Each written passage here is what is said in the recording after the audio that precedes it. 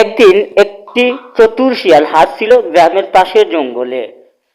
হঠাৎ সে এক গাছের ডালে বসে থাকা একটি মোটা তাজা মুরগিকে দেখতে পেল। শিয়ালের চোখ চোখ চোখ করে উঠল। সে ভাবলো, এই মুরগিটাকে যদি পেটে পুরতে পারি তাহলে আজকের খাবারের চিন্তা নেই। কিন্তু মুরগি তো ছিল চালাক।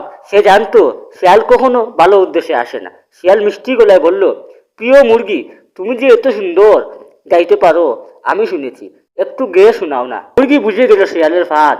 সে বলল, তুমি কি সত্যি আমার গান শুনতে চাও? তাহলে একটু দূরে গিয়ে দাঁড়াও, আমি লজ্জা পাই। শিয়াল ভাবলো, দূরে গেলে হয়তো মুরগি গাইবে আর সে সুযোগ পাবে লাফ দিয়ে ধরার। তাই সে কিছুটা দূরে গেল। মুরগি তখন ডানা চাপচিয়ে আর ডেকে উঠলো, কাক কাক, শিয়াল এসেছে, সবাই সাবধান।